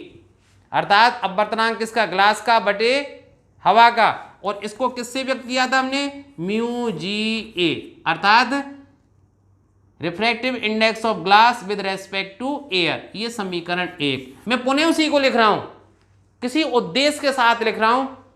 धैर्य बनाए रखें, क्योंकि इतना पागल मैं भी नहीं हूं कि आपको और मेरा समय दोनों का खराब करूं। किसी विशेष उद्देश्य के लिए मैं इसको आपको दोबारा बता रहा हूं। अब इसी पॉइंट को आप, जो मैंने ये कहा था, आर पर लगाइए भाई, इसी स्नेल नियम को। तो देखिए एट पॉइंट आर, है ना, स्नेल के नियम से क्या होगा भाई? अब देखिए, ये अगर कोण r है तो ये कोण भी r होगा। क्यों? इसको मैं अगर आगे बढ़ाऊं और इसको आगे बढ़ाऊं तो ये दोनों नॉर्मल n1 और n2 एक दूसरे के पैरेलल हो जाएंगे, और ये कैसे हो जाएंगे? एकांतर कोण। इसलिए ये r है तो ये कोण भी क्या होगा? r। अब r कोण से आपतित हो रही है, किस माध्यम से? ग्लास से। तो देखिए कैसे लिखेंगे कि μg साइन r। ध्यान रखना, स्नेल का नियम है ये कि किस माध्यम में आ रही है उसका अपवर्तनांक इनटू किस कोण से आ रही है उसकी साइन का गुणांक हमेशा कांस्टेंट रहता है। ठीक है, तो देखिए μg माध्यम से आ रही है जिसका अपवर्तनांक μg है, इनटू किस कोण से? r से। तो μg साइन r बराबर इस पॉइंट r पर कहां जा रही है? एयर में। उसका रिफ्रैक्टिव इंडेक्स क्या है? μa। तो साइन e किस कोण से जा रही है? e से। तो μa साइन e। थोड़ा सा समझना भाई। तो देखिए इसको मैं क्या लिख सकता हूं कि साइन r बटे साइन e बराबर μa बटे μg, और अब की बार इसको क्या बोलेंगे? μag, अर्थात refractive index of air with respect to glass, अर्थात हवा का अपवर्तनांक कांच के सापेक्ष। ये समीकरण 2। बहुत बड़ी चीज बताने जा रहा हूं, ध्यान से समझने इस बात को। अब देखिए ये निर्गत किरण है यहाँ। ठीक है, और ये निर्गत किरण थोड़ा सा और आगे बढ़ा लेता हूं, और यहाँ अब मैं क्या करता हूं, एक समतल ग्लास की पट्टिका लगा देता हूं। समझना थोड़ा सी इस बात को। भाई ये प्रकाश आपतित हुई, अपवर्तित हुई, फिर ये निर्गत हो गई हवा में, और जहां निर्गत किरण ये जा रही है इसके मार्ग में मैं एक समतल कांच की पट्टिका लगा देता हूं। समतल कांच की पट्टिका लगाने पर प्रकाश किरण रिवर्सिबिलिटी आप जानते हैं उसका पूर्णतः पालन करती है, अर्थात जिस मार्ग से आई थी अगर आपने प्रकाश का मार्ग अवरुद्ध कर दिया उसी मार्ग से परावर्तित होकर निकल जाएगी। ठीक है, इतने नियमों का पालन करने वाली है। तो इस मार्ग से आई थी, इस मार्ग से उसी मार्ग से जाएगी बिल्कुल, और बिल्कुल जैसे ये पी था तो क्यू पी दिशा में निकल जाएगी। ठीक है, तो अब लगाना बिंदु एम आर पर, ये बिंदु आर है, इस पर दोबारा से लगाना। परावर्तन के बाद समतल दर्पण से परावर्तन के बाद पुनः बिंदु आर पर क्या होगा भाई, बिंदु आर पर after reflection from glass parallel, ये वो है ना इससे प्लेट से समतल पट्टिका है, समतल कांच, प्लेन मिरर जिसको कहते हैं हम, समतल कांच। तो देखिए भाई, तो क्या लगेगा भाई, अब किस माध्यम से आ रही है, जिसका अपवर्तनांक म्यू है, हवा से जा रही है जिसका अपवर्तनांक म्यू है, कितने कोण से आपतित हो रही है, ई। तो देखिए म्यू ए साइन ई बराबर किस माध्यम में जा रही है, जिसका अपवर्तनांक म्यू जी है, किस कोण से निकल रही है, साइन आर से। ये अब इसको लिखना भाई sine E upon sine R बराबर ये क्या हो जाएगा भाई, म्यू जी बटे म्यू ए, और इसको क्या बोलेंगे भाई, म्यू जी ए। ये समीकरण 3, अर्थात भाई उस हिसाब से माध्यम 2 बटे माध्यम 1, ये आपको ध्यान है ही ना, 1 म्यू 2 की परिभाषा भी बताई थी, 1 म्यू 2 अर्थात माध्यम 2 का माध्यम 1 के सापेक्ष क्या होता है, म्यू 2 अपॉन म्यू 1। तो देखिए म्यू 2 जो ऊपर होता है वो यहाँ लिखा रहता है, तो यहाँ लिखा हुआ क्या है भाई, mu G upon mu A, तो म्यू जी ऊपर है तो जी यहाँ आएगा, अर्थात ग्लास का रिफ्रैक्टिव इंडेक्स एयर के सापेक्ष। अब समीकरण 2 और 3 को देखना भाई, आप समीकरण और 2 और 3 को देखिए। अब समीकरण 2 व 3 से तो क्या कह सकता हूं भाई, इन दोनों का गुणा करना भाई, जी म्यू ए इंटू बराबर यहां देखना भाई साइन आर बटे साइन ई बटे साइन ई इंटू ये क्या है, साइन ई बटे साइन आर, सॉरी साइन ई बटे साइन आर, कट गए भाई, और ये इससे कट गया, फिर क्या आ गया 1, ये क्या आ गया 1। इसका मतलब कि हवा का कांच के सापेक्ष और कांच का हवा के सापेक्ष अपवर्तनांक इनका गुणा किया जाए तो वो 1 होता है, और इस आधार पर मैं क्या कह सकता हूं कि म्यू ए जी बराबर अगर मैं निकालना चाहूं तो वो हो जाएगा म्यू जी ए के। ठीक है, इसका मतलब अगर मैं कहूं कि कांच का हवा के सापेक्ष, ध्यान से सुनना मेरी बात, कांच का हवा के सापेक्ष अपवर्तनांक 3/2 है। क्या बोल दिया मैंने कि कांच का हवा के सापेक्ष अपवर्तनांक 3/2 है, तो हवा का कांच के सापेक्ष अपवर्तनांक क्या होगा, इसका उल्टा 2/3 होगा। ध्यान रहेगी ना, अब तो समझ में आई ना। जैसे पानी का हवा के सापेक्ष अपवर्तनांक 4/3 है, तो हवा का पानी के सापेक्ष अपवर्तनांक क्या होगा 3/4, उसका रिवर्स कर देते हैं। ये बात आपके समझ में आ गई होगी।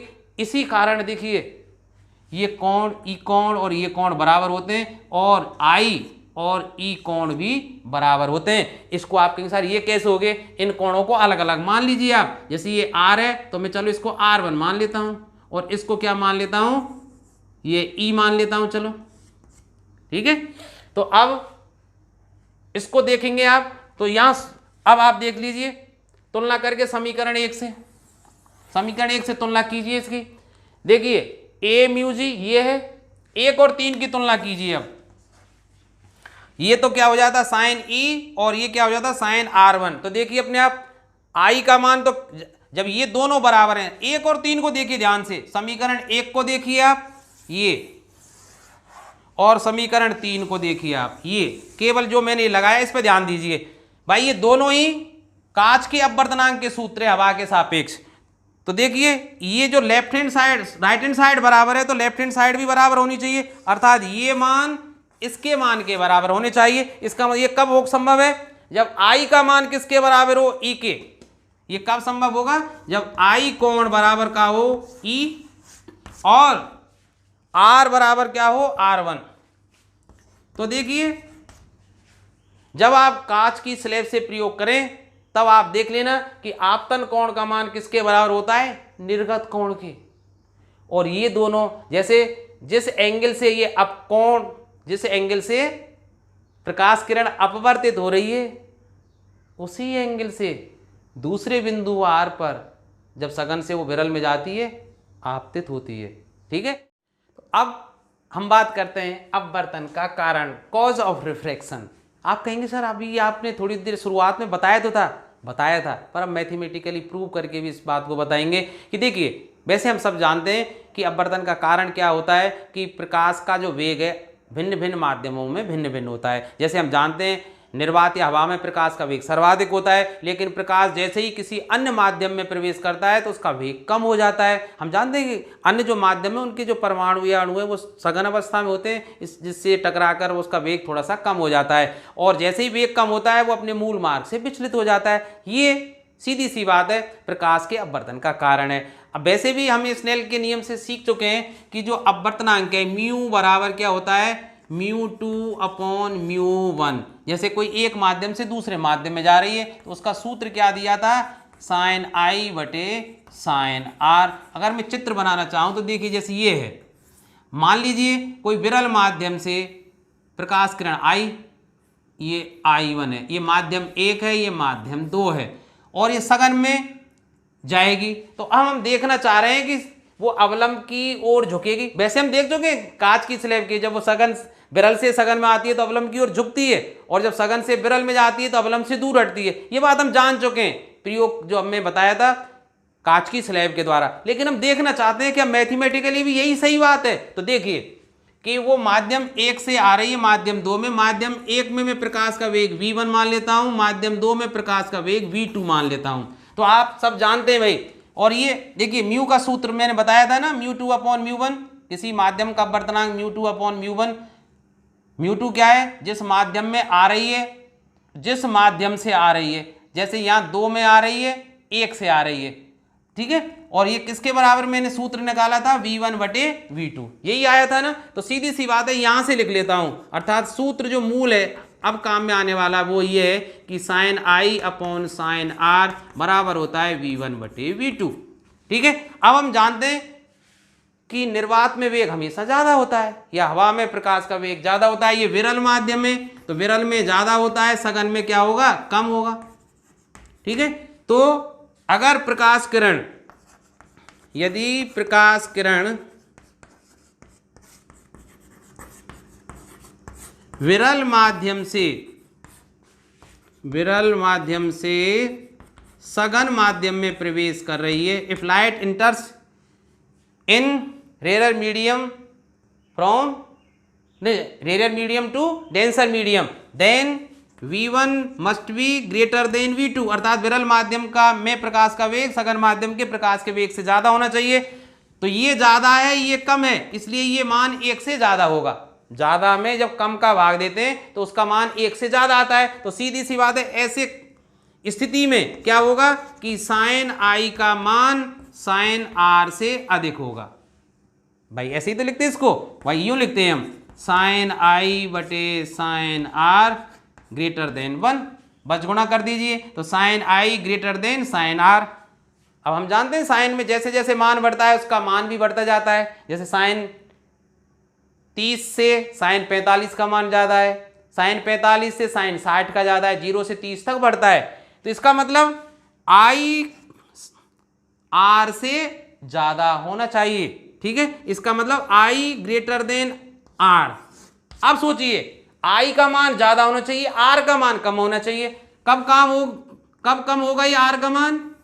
जब ये अवलंब की ओर झुके। तो देखिए आई का मान अब ज़्यादा लग रहा है, आर का मान कम लग रहा है, ठीक है। इसका मतलब जब प्रकाश किरण विरल माध्यम से सघन माध्यम में प्रवेश करती है तो अवलंब की ओर झुकती है।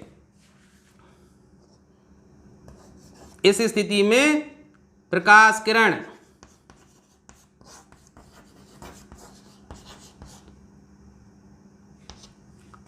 अवलंब की ओर झुकेगी, अवलंब की ओर झुकेगी। तो सीधी सी बात है, when light enters from rarer to denser medium it will bends towards the normal। अब दूसरी स्थिति में आते हैं भाई कि यदि number 2 if light goes from denser medium to rarer medium।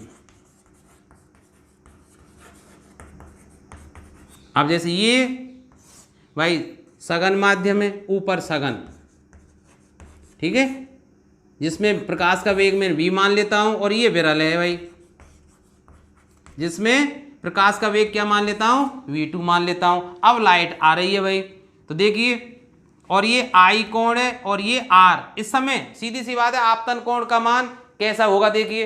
तो देखिए स्नेल का नियम लगाइए, साइन I बटे साइन R बराबर होगा v1 बटे v2। तो सीधी सी बात है सघन का वेग कम होगा और विरल का ज्यादा होगा। तो इसका मतलब v1 v2 से क्या होगा, कम। भाई आप कंफ्यूज मत होना, ये तो विरल और सघन के अलग थे, ये अलग है। यहां विरल माध्यम में मैं वेग v1 मान रहा हूं और सघन में v2। सघन में प्रकाश का वेग कम होता है, विरल में ज्यादा होता है। तो सोचिए v1 कम होगा, v2 ज्यादा होगा। वो पहली बात गई एक वाली। अब मैं दूसरी चीज बताना जा रहा हूं, ठीक है, उसको लेके मत बैठ जाना, नहीं तो कंफ्यूज हो जाओगे। जैसे तो अब ये कोण भी जैसे पहले वो विरल में बन रहा था, आई, कंफ्यूज मत होना। अब मैं केवल ये बताना चाह रहा हूं वो अवलंब की ओर झुकती है, अवलंब से दूर जा रही है, इसलिए बता रहा है। ये मत सोचना कि साहब आई तो विरल माध्यम में बनता है। अरे इंसिडेंट एंगल है, सघन माध्यम में भी तो प्रकाश किरण आ सकती है, फिर वो टकरा के विरल में जा सकती है, ये बात समझना आप, ठीक है।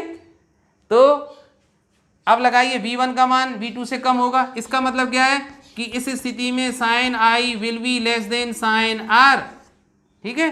तो इसका मतलब I must be less than R, और I का मान R से कब कम होगा, जब ये जो अपवर्तित किरण है वो अवलंब से दूर हटे, इस तरह से जाए, अवलंब से दूर हट के इस तरह से, तो ये R होगा। तो अपने आप दिख रहा है ना, I का मान R से कम है। ये कब स्थिति बनती है, जब प्रकाश किरण सघन से चलकर विरल में जाए, ठीक है। इसका मतलब ये अवलंब से दूर हटेगी, बात आई ना समझ में। तो ये सिद्ध हो गया कि प्रकाश की किरण जब विरल माध्यम से सघन माध्यम में प्रवेश करती है तो अवलंब की ओर झुकती है, और जब सघन से विरल में जाती है तो अवलंब से दूर हटती है। अब कुछ महत्वपूर्ण बातों की चर्चा कर लेते हैं। ये सभी जो महत्वपूर्ण बिंदु आपको बोर्ड पर लिखे हुए दिखाई दे रहे हैं वो विभिन्न परीक्षाओं में आए हुए हैं। चलिए एक एक की चर्चा करते हैं। पहला है स्नेल का जो नियम है वो अवलंब की दिशा में लागू नहीं होता। इसका मतलब स्नेल का नियम कब लागू नहीं होता, व्हेन लाइट इंसिडेंट नॉर्मली। अब देखिए जैसे ये कांच की स्लैब है, ठीक है, और इस पर कोई प्रकाश किरण इस तरह से लंबवत अवस्था में आपतित हो तो वो क्या है, वो अपवर्तित नहीं होती, वो सीधी निकल जाती है इस तरह से। तो इस कंडीशन में स्नेल का नियम लागू नहीं होता। तो when light incident normally the law of Snell का जो है कभी भी लागू नहीं होता, ठीक है। अब चलिए अगली बात, ये परीक्षा में आया हुआ है, यदि माध्यम की आपेक्षिक विद्युतशीलता एप्सिलॉन R हो, ये विद्युतशीलता वाला कूलम वाला जो वो है ना, नियम, उसमें आपने पढ़ा है कि आपेक्षिक विद्युतशीलता एप्सिलॉन आर हो, चुंबकशीलता म्यू आर हो, तो उस माध्यम का जो निरपेक्ष अपवर्तनांक का सूत्र है वो म्यू बराबर under root epsilon R mu R से दिया जाता है। आपको ये पता ही होगा कि एप्सिलॉन नॉट एप्सिलॉन आर क्या है। और जैसे चुंबकशीलता, भाई देखो ये कब है, अब मैं आपको पूरी चीज़ बता देता हूँ कि प्रकाश किरणों को विद्युत चुंबकीय तरंगे माना गया है जिनके संचरण के लिए किसी माध्यम की आवश्यकता नहीं होती। ठीक है, जब विद्युत चुंबकीय विकिरण आपको पढ़ाएंगे रेडियो वेव्स और वो, तब आप और ढंग से इसमें समझ लेना। Red colour has maximum wavelength, लाल रंग की जो प्रकाश किरण होती है उसकी तरंग दैर्घ्य सबसे अधिक होती है। ठीक है, उसकी तरंग दैर्घ्य सबसे अधिक होती है, याद रखना है भाई आपको। In vacuum all colour have same velocity. आपसे पूछे कि क्या वैक्यूम में, प्रश्न आया था एक परीक्षा में कि निम्न में से सत्य है लाल रंग की तरंग दैर्घ्य, निम्न में से सत्य है कि लाल रंग का वेग सबसे अधिक होता है हवा में, कांच में, ऐसे कुछ लिखा हुआ था। तो उसमें जो सही ऑप्शन क्या था, in vacuum all colour have same velocity, अर्थात निर्वात में सभी रंगों की जो प्रकाश तरंगें वो समान वेग से संचरित होती हैं। ठीक है, in glass violet colour velocity is minimum. अगर कांच में संचरित हो ये प्रकाश किरणें तो जो बैंगनी रंग की प्रकाश किरणें होती हैं वो सबसे कम वेग से संचरित होती हैं। और इसी कारण से जब बैंगनी रंग की प्रकाश किरण किसी प्रिज्म से, किसी स्लैब से गुजरती है तो उसका अपवर्तन कोण सबसे ज़्यादा होता है, अर्थात वो सबसे ज़्यादा मुड़ती हैं। ठीक है, और सबसे कम कौन सी मुड़ती है प्रिज्म से जब गुजरती है, लाल रंग की। तो लाल रंग का अपवर्तनांक सबसे कम और बैंगनी रंग का अपवर्तनांक सबसे अधिक होता है। इसको भी नोट कर लेना आप कि लाल रंग का, चलो साथ में पॉइंट के रूप में लिख देता हूं, लाल रंग का अपवर्तनांक सबसे कम लाल रंग के लिए। ठीक है भाई, कोई एक ही मित्र, इसमें क्या बताने जा रहा हूं, मीडियम एक ही है, दो अलग अलग प्रकाश किरणें मैं उस पर आपतित करूं, एक बार लाल रंग की और एक बार बैंगनी रंग की, तो लाल रंग के लिए जो अपवर्तनांक आएगा वो सबसे कम आएगा और बैंगनी रंग के लिए सबसे अधिक आएगा। ठीक है, तो लाल रंग के लिए अपवर्तनांक सबसे कम तथा बैंगनी रंग के लिए सर्वाधिक होता है।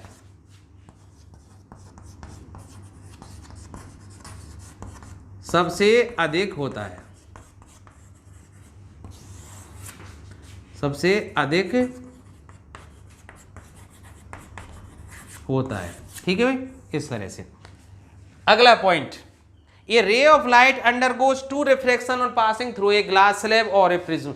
जब कोई प्रकाश किरण किसी ग्लास स्लैब या प्रिज्म से होकर गुजरती है तो उसका दो बार अपवर्तन होता है। ठीक है, आपने देखा भी था कि जैसे ये कोई ग्लास स्लैब है तो जब वो विरल से सघन में आती है एक बार तो यहाँ जैसे ये पी क्यू, तो क्यू बिंदु पर रिफ्लेक्शन हुआ, अवलंब की ओर झुकी, फिर इस पृष्ठ पर आपतित हुई इस जगह, और इसको अगर मैं आर बिंदु मान लूँ तो फिर आर एस दिशा में निर्गत हो जाती है, तो दो बार। ठीक है, तो किसी ग्लास स्लैब से या प्रिज्म से जब प्रकाश किरण गुजरती है तो उसका दो बार अपवर्तन होता है। दो पॉइंट और याद रख लीजिए, बहुत परीक्षाओं में पूछा जाता है कि जब प्रकाश किरण विरल से सघन में आती है अवलंब की ओर झुकती है, और जब प्रकाश किरण सघन माध्यम से संचरित होकर विरल माध्यम में प्रवेश करती है तो अवलंब से दूर हटती है। तो देखिए अभी एक आंकिक प्रश्न लेते हैं। पानी में प्रकाश का वेग 2.25 गुणा 10 की घात 8 मीटर प्रति सेकंड है और पानी का अपवर्तनांक हम जानते हैं 1.3 या 4/3 होता है। प्रकाश का वेग कांच में क्या होगा, जबकि कांच का जो अपवर्तनांक 1.5 है। तो देखिए जब मैंने स्नेल के नियम को विस्तृत करके बताया था तब आपको ध्यान होगा मैंने क्या लिखा था कि म्यू बराबर μ2/μ1, और फिर सूत्र जब मैंने निकाला था तो ये किसके बराबर आया था, v1/v2 के। तो अब यहाँ देखिए, यहाँ μ1 क्या है, μ1 के रूप में आप क्या लिख सकते हैं, μw, और उसका मान कितना दिया गया है 1.3। ठीक है, पानी का अपवर्तनांक, रिफ्रैक्टिव इंडेक्स ऑफ वाटर 1.3। उसके μ2 के रूप में आप क्या ले सकते हैं भाई, μg, और उसका मान कितना दिया गया है 1.5। अब पानी में प्रकाश का वेग, अब देखो VW कितना दिया गया है, 2.25 गुणा 10⁸ मीटर प्रति सेकंड। VG पूछा है, अर्थात प्रकाश का वेग किसमें, ग्लास में। तो अब देखिए इस हिसाब से आप लगाइए सूत्र, म्यू टू के स्थान पर क्या लिखूंगा मैं, μg बटे μ1, और μ1 के रूप में क्या है, μw, बराबर क्या होगा भाई, V1 बटे V2। तो V1 के रूप में क्या है भाई, BW, अर्थात और VG। आप देखिए कांच का अपवर्तनांक बटे पानी का अपवर्तनांक, ठीक है, वो किसके बराबर होगा, प्रकाश का पानी में वेग बटे प्रकाश का कांच में वेग। यही बात आई थी ना, ये आपको ध्यान होगा जब मैंने स्नेल का नियम ढंग से पढ़ाया था आपको। ये सूत्र तो लिखा था म्यू बराबर क्या होता है, μ2 अपॉन μ1। इसका मतलब क्या होता है कि माध्यम 2 का माध्यम 1 के सापेक्ष अपवर्तनांक बराबर क्या होता है, माध्यम 1 में प्रकाश का वेग बटे माध्यम 2 में प्रकाश का वेग। तो वही स्थिति है। अब इसमें मान रख दीजिए आप भाई, μg का मान कितना है, 1.5 दिया गया है बटे μw, अर्थात पानी का अपवर्तनांक कितना दिया गया है, 1.3। VW अर्थात पानी में वेग प्रकाश का 2.25 गुणा 10⁸ बटे BG अर्थात velocity of light in glass, ये निकालना है। देखिए अब BG का मान इससे निकाल सकते हैं, तो VG इंटू 1.5 बचगुणा कर देते हैं, और 1.3 गुणा 2.25 गुणा 10⁸। तो VG का मान अर्थात प्रकाश का कांच में वेग आ जाएगा 1.3 गुणा 2.25 गुणा 10⁸ बटे 1.5। तो देखिए इससे ये दशमलव हट जाएगी, और यहाँ इस दशमलव को हटाने के लिए 100 लिख देता हूँ मैं। तो 15 से ये 225, 15 बार ही कटेंगे, 15 का वर्ग होता है, ठीक है। अब ये कितना हो जाएगा भाई, 15 गुणा 13 करेंगे तो 195, तो 195 गुणा 10⁸, और ये 10⁻², तो ये ऊपर जाएंगे तो प्लस के हो जाएंगे भाई। तो VG बरा, ये प्लस है, ऊपर जाएंगे तो माइनस में। तो 195 गुणा 10⁻6, दशमलव को यहाँ लगा दें तो ये वापस क्या हो जाएगा, 1.95 गुणा 10⁸ मीटर प्रति सेकंड। अतः हम क्या कह सकते हैं कि कांच में प्रकाश का वेग 1.95 गुणा 10⁸ मीटर प्रति सेकंड है। तो अब आपने आप सोच लीजिए, देखिए भाई पानी में प्रकाश का वेग कितना था, 2.25 गुणा 10⁸, और कांच में कम आ रहा है, कम आ रहा है। इसका मतलब सघन कौन ज्यादा हुआ, कांच। तो कांच में प्रकाश का वेग ज्यादा है और कांच का अपवर्तनांक भी ज्यादा है। इसका मतलब सघन जितना माध्यम होगा उतना ही उसका अपवर्तनांक ज्यादा होगा और उसमें प्रकाश का वेग उतना ही कम होगा। देख लीजिए कांच का अपवर्तनांक 1.5, प्रकाश का वेग कम है। पानी का अपवर्तनांक 1.3 अर्थात कांच से कम है, तो प्रकाश का वेग ज्यादा है। तो इससे सिद्ध हो गया ना, सघन माध्यमों में प्रकाश का वेग कम होता है। तो देखिए बहुत अच्छा प्रश्न है। हवा में सोडियम प्रकाश की तरंगदैर्घ्य 589 नैनोमीटर है, तो जल में इस प्रकाश का वेग अर्थात सोडियम लैंप से जो प्रकाश निकल रहा है ना, उसका वेग निकालना है कहाँ, जल में, और उसकी वेवलेंथ अर्थात तरंगदैर्घ्य भी ज्ञात करनी है। और आपके लिए दिया गया है कि जल का जो अपवर्तनांक है वो 4/3 है। तो देखिए मैंने बताया था ना आपको, किसी भी पदार्थ का अपवर्तनांक, निरपेक्ष अपवर्तनांक किसके बराबर होता है। तो देखिए परिभाषा बताई थी ना कि म्यू बराबर वेलोसिटी, यही बताई थी ना, velocity of light in vacuum और एयर, ठीक है, upon velocity of light in medium. अब देखिए हवा में सोडियम प्रकाश की तरंग दैर्ध्य, इसको छोड़िए इस थोड़ी देर के लिए, आप इस बात को देखिए कि जल का अपवर्तनांक 4/3 है, तो देखिए म्यू का मान 4/3 है, वो कैसे आया होगा, velocity of light in vacuum, और हम जानते हैं वेलोसिटी ऑफ, इसको ऐसे भी लिख सकते हैं C तो क्या है, प्रकाश का वेग, बटे velocity of light in medium, इसको Vm लिख सकता हूं। ठीक है, पूछ क्या रहा है कि सोडियम जो लाइट है, सोडियम लैंप से जो उत्सर्जित लाइट है वो जल में जा रही है, तो जल में उसका वेग क्या होगा, तो देखिए 4/3 जल का अपवर्तनांक है। अब सोचिए C/Vm, तो C का मान हम जानते हैं, velocity of light in vacuum 3 × 10⁸ बटे Vm, तो Vm अर्थात मुझे Vm निकालना है। Vm क्या है, माध्यम में प्रकाश का वेग, अर्थात सोडियम प्रकाश का वेग कहाँ, पानी में, क्योंकि पानी का अपवर्तनांक है। तो देखिए Vm बराबर क्या हो जाएगा, तो Vm बराबर हो जाएगा, ये 3 × 3 आ जाएंगे भाई, तो 9 × 10⁸ बटे 4, तो बराबर 4 दूनी 8, 4 दूनी 8, 2 है ना, और ये 4 पंजे 20, ये हो जाएगा, तो 2.25 × 10⁸ मीटर प्रति सेकेंड। तो इससे ये क्या निकल के आ गया भाई कि सोडियम जो प्रकाश है उसका पानी में जो वेग है वो 2.25 × 10⁸ मीटर प्रति सेकेंड है। तो ये पहला पोर्शन पूरा हुआ, जल में इस प्रकाश का वेग। तो देखिए अब आगे क्या दिया गया है, हवा में सोडियम प्रकाश की तरंग दैर्ध्य, इसका मतलब लैम्बडा ए बराबर दिया गया है 589 नैनोमीटर।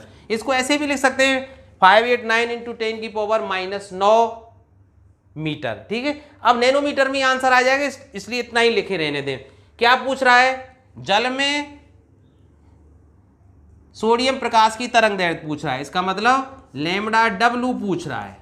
तो इसको कैसे निकालें भाई, दिया गया क्या है, जल का अपवर्तनांक, ये किसके सापेक्ष है, हवा के सापेक्ष। ठीक है, तो उसी बात पर आइए कि दिया गया क्या है भाई, दिया गया क्या है कि म्यू डब्ल्यू किसके सापेक्ष, एयर के सापेक्ष। Refractive index of water with respect to air, वो कितना दिया गया है भाई, 4/3। कैसे निकाला होगा, mu W upon mu A, अर्थात refractive index of water upon, ये बताया ना म्यू बराबर क्या होता है, μ2 अपॉन μ1, और ये किसके बराबर था भाई, V1 अपॉन V2। यह बात आई ना समझ में। अब देखिए V1 क्या है, हवा में प्रकाश का वेग, हवा में, अब प्रकाश की बजाय सोडियम प्रकाश का वेग, तो हवा में वेग क्या होता है, देखिए वेग का सूत्र होता है वेग बराबर आवृत्ति इंटू तरंग दैर्ध्य। ठीक है, तो वेग को v से व्यक्त करते हैं, आवृत्ति को n से व्यक्त करें या न्यू से व्यक्त करें, और तरंग दैर्ध्य को लैम्बडा से, तो v बराबर n लैम्बडा होता है। तो देखो ये क्या आ जाएगा, v1 की बजाय va अर्थात velocity in air upon v2 अर्थात दूसरा माध्यम, और दूसरा माध्यम क्या है, यहाँ पानी, तो इसको vw लिख देता हूं। तो इसको क्या लिखेंगे भाई, n लैम्बडा a, आवृत्ति तो बदलती नहीं अपवर्तन में, ये ध्यान रखना, क्या चीज नहीं बदलती, आवृत्ति नहीं बदलती, इसलिए आवृत्ति दोनों में ही n लिखेंगे, हवा में और पानी में, तो n लैम्बडा डब्ल्यू, तो n से n कट गया, इसका मतलब 4/3 बराबर क्या रह गया भाई, lambda a upon lambda W. हमें पानी में सोडियम प्रकाश की तरंग दैर्ध्य निकालनी है, इसलिए लैम्बडा डब्ल्यू बराबर आ जाएगा 3 लैम्बडा a अपॉन 4, अर्थात 5, देखिए 3 तो है ही, लैम्बडा ए कितना दिया गया है, हवा में सोडियम प्रकाश की तरंग दैर्ध्य 589, तो देखिए 589/4, इसको सरल कर दीजिए, तो लैम्बडा डब्ल्यू बराबर, ये सरल करने पर आ जाएगा 442.86 नैनोमीटर, क्योंकि ये नैनोमीटर में था तो इसके लिए नैनोमीटर ही लिख देंगे। अगर इसको 10⁻⁻9 करना था तो 10⁻�9।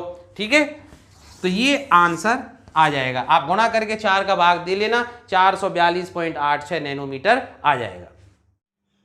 तो देखिए एक अगला प्रश्न कि वायु के सापेक्ष कांच तथा पानी के अपवर्तनांक क्रमशः 3/2 और 4/3 है।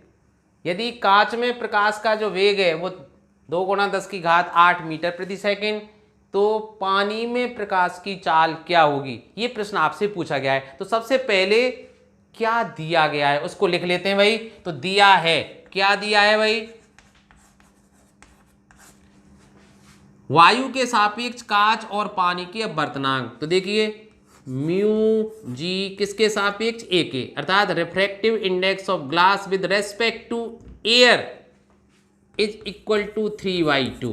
इसी तरह refractive index of water with respect to air is 4/3।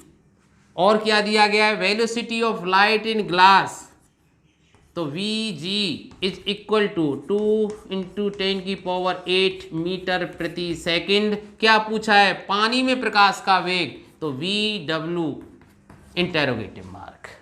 ठीक है भाई। तो देखिए सबसे पहले वी डब्ल्यू पूछ रहा है अर्थात पानी में, तो इसको कैसे करें भाई। तो एक बात देखिए कि भाई कांच का अपवर्तनांक और पानी, तो देखिए पानी में वेग, तो मैं क्या निकाल सकता हूं, आप सोचिए ना। दिया गया क्या है, कांच में पानी का वेग, सॉरी कांच में प्रकाश का वेग, निकलवा क्या रहा है, पानी में प्रकाश का वेग। तो क्यों ना मैं पानी का अपवर्तनांक, ठीक है, कांच के सापेक्ष निकाल लूं। किसका, पानी का अपवर्तनांक कांच के सापेक्ष, या ऐसा कर लीजिए कांच का अपवर्तनांक पानी के सापेक्ष निकाल लीजिए, क्योंकि ये जो अपवर्तनांक दिए गए हैं वो एयर के सापेक्ष हैं। ये निरपेक्ष या एब्सोल्यूट रिफ्रैक्टिव इंडेक्स हैं। तो अब देखिए कैसे निकाल सकते हैं, कैसे भी निकाल लीजिए आप, म्यू जी डब्ल्यू। तो आप देखिए कैसे निकालेंगे, mu G upon mu W, जिसका निकाल, अब देखो ये क्या है, refractive index of glass with respect to water. ठीक है, तो कैसे निकालेंगे, जिसका ज्ञात कर रहे हैं उसका रिफ्रैक्टिव इंडेक्स ऊपर लिखिए, अपवर्तनांक ऊपर लिखिए, नीचे जिसके सापेक्ष निकाल रहे हैं। तो देखिए म्यू जी का मान दिया गया है, कितना दिया गया है, 3/2, और इसमें भाग देंगे कितने का भाई, म्यू डब्ल्यू 4/3 का। तो देखिए 3/2 गुणा 3/4, क्योंकि इस जिसका भाग दे रहे हैं वो उलट देते हैं ना, तो 3 ऊपर आ जाएगा 4 नीचे, तो ये कितना आ जाएगा 9/8 आ गया ना। इसका मतलब कांच का अपवर्तनांक पानी के सापेक्ष कितना आ जाएगा, 9/8 आ गया ना समझ में। अब देखिए अपवर्तनांक की परिभाषा पे आ जाइए। तो देखिए यहीं आ जाइए कि mu G with respect to, तो ये किसके बराबर था भाई, म्यू जी, पुनः लिख रहा हूं इसी को, म्यू डब्ल्यू, अर्थात ये कैसे आ गया था फिर, वी डब्ल्यू अपॉन वी जी, उलट हो जाता है ना वेग के लिए, अर्थात पानी में प्रकाश का वेग बटे कांच में प्रकाश का वेग। तो देखिए ये मान निकल के आ ही गया, कितना आ गया भाई, 9/8 बराबर, इसका तो कोई मतलब ही नहीं है क्योंकि यही सॉल्व करके तो हमने 9/8 याद किया था, बराबर वी डब्ल्यू, ये तो निकलवा ही रहा है भाई, बटे वी जी। तो वी डब्ल्यू बराबर क्या होगा, देखिए सरल कीजिए इसको। तो देखिए 8 बी डब्ल्यू बराबर 9 × वी जी। तो देखिए velocity of light in water will be equal to 9/8 × V G. तो देखिए 9/8 × वी जी का मान दिया गया है 2 × 10⁸ ठीक है। तो ये 4, 9 में 4 का भाग देंगे तो ये 2.25 आ जाएगा। तो वी डब्ल्यू बराबर 2.25 × 10⁸ मीटर प्रति सेकंड, और यही हमारा क्या है, आंसर है। देखिए अब वीडियो काफ़ी लंबा हो गया है, तो और जैसा मैंने शुरू में कहा था कि ग्लास स्लैब से होने वाला जो प्रयोग है या ग्लास स्लैब से प्रकाश का जो अपवर्तन हम दिखाते हैं उसको भी मैं इसमें अपलोड कर दूंगा। तो वो ऐसा करते हैं, अलग से वीडियो में उसका अपलोड कर दूंगा। तो समराइज अगर मैं इसको करना चाहूँ तो आप 2 चीज़ों का ध्यान रखें कि भाई किसी भी पदार्थ का जो अपवर्तनांक है वो क्या, इसको याद जरूर रखें, velocity of light in vacuum, sorry vacuum की स्पेलिंग बहुत गलत हो जाती है, VACWM, velocity of light in medium, जिस भी माध्यम का हम अपवर्तनांक ज्ञात कर रहे हैं, तो देखिए उसका जो अपवर्तनांक है वो कैसे निकालेंगे कि लाइट का, प्रकाश का जो वेग है वो किसमें, निर्वात में, और उसका अनुपात किसके साथ निकालते हैं, उस माध्यम में प्रकाश का वेग। अब देखिए ये किसके बराबर होगा भाई, C अपॉन ये V होता है, तो C का मान n लैम्बडा, तो n लैम्बडा A मान लेता हूं चलो एयर में, और ये क्या है n लैम्बडा m, ऐसे ही ना भाई। वेग का मान क्या होता है, n लैम्बडा, आवृत्ति, तो आवृत्ति क्योंकि अपवर्तन की घटना में बदलती नहीं है, तो अगर तरंग दैर्ध्य से संबंधित सवाल आ जाए तो इस तरह से व्याख्या, ठीक है। किसी भी माध्यम का अपवर्तनांक कैसे ज्ञात करेंगे कि हवा में या निर्वात में उस मतलब प्रकाश की तरंग दैर्ध्य बटे उस माध्यम में प्रकाश की तरंग दैर्ध्य, ऐसे भी हम उसको निकाल सकते हैं। दूसरी बात क्या थी भाई कि अगर माध्यम B का A के सापेक्ष हम अपवर्तनांक निकालें, याद रखना भाई इस नंबर 2 को, इसका मतलब क्या है, refractive index of medium B with respect to medium A,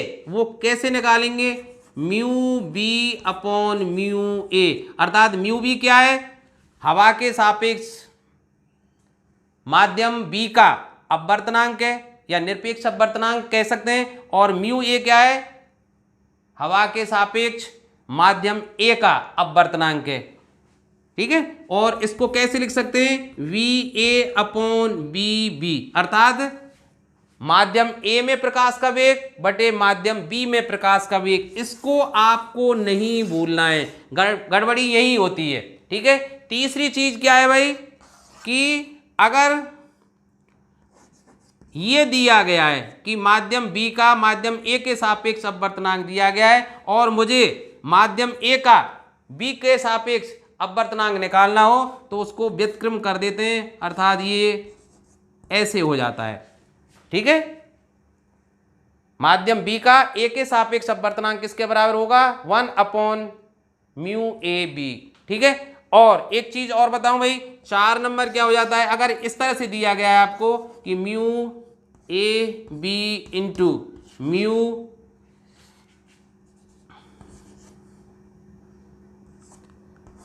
तो इसको कैसे लिख सकते हैं आप, कैंसिल मान लें इस तरह से कि माध्यम B का A के सापेक्ष अपवर्तनांक गुणा माध्यम C का माध्यम B के सापेक्ष अपवर्तनांक दिया गया है, तो इसको देखो मन ही मन में इसको कैंसिल आउट मान लें, और इसको क्या लिख सकते हैं हम, म्यू, इस तरह माध्यम C का माध्यम A के सापेक्ष अपवर्तनांक, इस तरह से आप याद रखेंगे।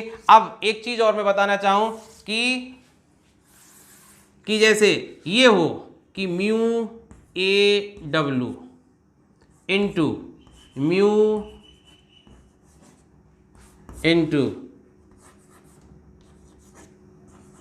ये कितना आएगा आप भाई सोच के बताइए, अर्थात पानी का हवा के सापेक्ष अपवर्तनांक गुणा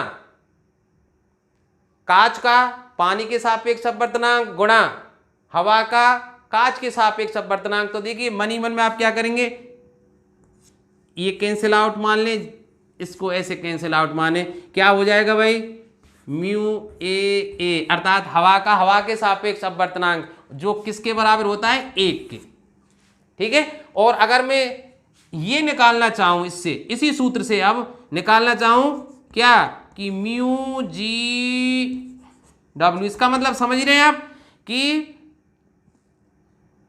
कांच का पानी के सापेक्ष अपवर्तनांक वो किसके बराबर हो जाएगा, 1 अपॉन ये 1 अपॉन शेष रही ये रही और ये रही, इसका भाग लग जाएगा। देखिए म्यू A इंटू G, ठीक है भाई। इसको मैं उलट करके ऊपर ले जा सकता हूं, इसका मतलब ये किसके बराबर हो जाएगा भाई, म्यू GW, इसका मतलब कांच का पानी के सापेक्ष अपवर्तनांक होगा वो किसके बराबर होगा, म्यू जी ए, अर्थात कांच का अपवर्तनांक हवा के सापेक्ष अर्थात कांच का निरपेक्ष अपवर्तनांक बटे पानी का निरपेक्ष अपवर्तनांक। ये बहुत महत्वपूर्ण सूत्र है जिसका अभी प्रयोग किया था मैंने, इससे पहले वाले न्यूमेरिकल में इसका प्रयोग किया था। तो इन चीजों को आप कुछ जो पॉइंट मैंने लिखे आपको, ये 5 पॉइंट हो गए इस तरह से आपके, ये 5 पॉइंट अपवर्तनांक से संबंधित बहुत महत्वपूर्ण है। आशा है आपको मेरा ये वीडियो पसंद आया होगा और अब अपवर्तनांक या अपवर्तन से संबंधित कोई प्रश्न या शंका आपके दिमाग में नहीं रही होगी।